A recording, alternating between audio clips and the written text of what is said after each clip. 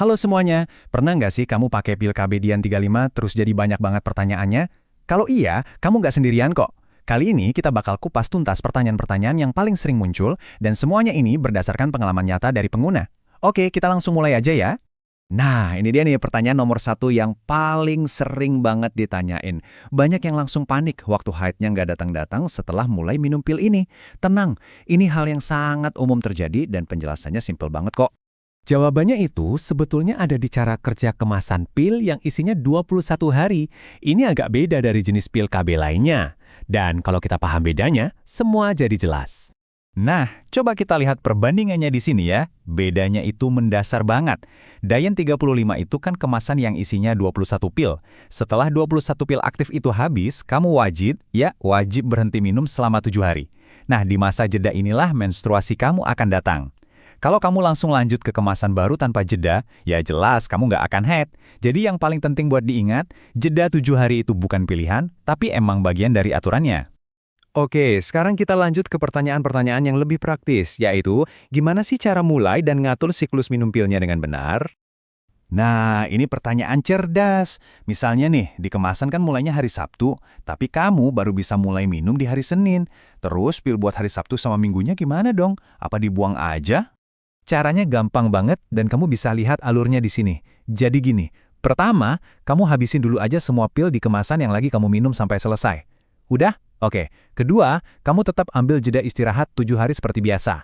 Nah, pas mau mulai siklus baru, ini kuncinya. Jangan langsung buka kemasan baru, tapi habisin dulu pil yang sisa dari kemasan sebelumnya, baru deh setelah itu lanjut ke kemasan yang baru. Intinya, yaitu tadi, jangan pernah buang sisa pilnya. Sayang banget, karena pil sisa itu sama aja kok gunanya, sama-sama efektif. Ini juga tips hemat kan, biar nggak buang-buang pil. Terus, buat kamu yang baru banget mau coba, kapan sih waktu terbaik buat mulai? Nah, sarannya sih mulai minum di hari pertama kamu haid. Kenapa? Simple aja, biar kita yakin kalau kamu nggak lagi hamil pas mulai minum pil. Tapi kalau lagi nggak haid gimana? Boleh aja mulai kapanpun, asal kamu udah pastiin dulu dengan tes kehamilan dan hasilnya negatif ya. Oke, topik berikutnya ini lebih personal nih. Kita akan bahas soal keamanan, hubungan intim, dan juga kemungkinan efek samping fisik yang mungkin muncul. Nah, ini juga pertanyaan yang sering bikin galau. Sebenarnya kita masih terlindungi nggak sih pas lagi minggu istirahat nggak minum pil itu? Jawabannya, menurut sumbernya, iya, aman kok. Kamu tetap terlindungi selama jeda 7 hari itu. Tapi, ada tapinya nih, dan ini penting banget. Syaratnya cuma satu. Kamu harus super disiplin minum 21 pil sebelumnya.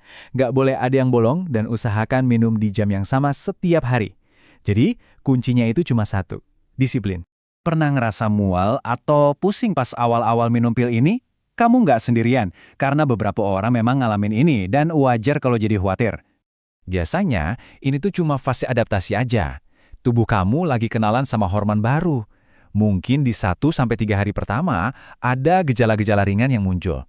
Tapi biasanya sih setelah hari ketiga, gejalanya mulai hilang sendiri. Nah, kalau gejalanya nggak hilang-hilang, atau malah makin parah, jangan ragu buat langsung konsultasi ke dokter ya. Oke, cukup soal kekhawatiran. Sekarang kita bahas sisi positifnya. Ternyata, menurut pengalaman pengguna, ada beberapa efek bagus yang dilaporkan, terutama buat kulit dan rambut. Ada mitos atau ketakutan yang sering banget beredar nih soal pil KB. Katanya bisa bikin flek hitam di wajah. Bener nggak sih? Nah, yang menarik, pengalaman pengguna di sini justru kebalikannya loh. Katanya, Dian 35 ini bukan cuma nggak bikin flek hitam, malah bantu ngurangin flek yang udah ada dan juga jerawat.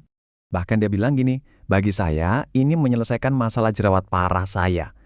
Wah, ini testimoni yang kuat banget ya, dari yang tadinya jerawatan parah sampai bisa teratasi. Dan ternyata nggak cuma itu, dia juga ngerasain kulitnya jadi lebih lembab, lebih kenyal, terus garis-garis halus juga berkurang. Nah, buat rambut katanya rambut rontuknya jadi jauh berkurang, dan bahkan ada rambut-rambut baru yang tumbuh. Menarik ya? Oke, kita masuk ke bagian terakhir, yaitu pertanyaan-pertanyaan yang lebih spesifik, yang biasanya berkaitan sama tahapan atau situasi kehidupan tertentu. Ini pertanyaan buat demografi tertentu. Sebenarnya ada batasan umur nggak sih buat pakai pil ini? Boleh nggak kalau umurnya udah di atas 40 tahun? Jawabannya bisa banget. Pembuat konten sumber ini sendiri usianya di atas 40 tahun dan dia merasa sangat terbantu, baik untuk bikin siklus haidnya lebih teratur maupun untuk manfaat ke kulit dan rambutnya. Nah, ini pertanyaan yang super penting dan nggak boleh dianggap remeh, terutama buat para ibu yang lagi menyusui. Untuk yang satu ini, jawabannya tegas banget ya. Wajib hukumnya buat konsultasi sama dokter atau bidan. Kenapa? Karena ada pil KB khusus buat ibu menyusui yang formulanya beda, biar nggak ganggu produksi ASI. Jadi tolong jangan ambil keputusan sendiri, serahkan pada ahlinya. Jadi, apa yang bisa kita ambil dari semua ini? Pertama, jeda 7 hari itu wajib, bukan pilihan. Kedua, disiplin adalah kunci supaya pilnya efektif. Ketiga, ada potensi efek samping, tapi juga ada banyak manfaatnya. Tapi ingat ya, semua informasi ini kan berdasarkan pengalaman orang lain. Tubuh kita itu unik, reaksinya bisa beda-beda. Jadi pertanyaan terakhir ini buat kamu, bagaimana pengalaman kamu nantinya? Jadikan obrolan kita hari ini sebagai bekal buat ngobrol lebih lanjut sama dokter kamu, biar bisa nemuin solusi yang paling pas buat kamu.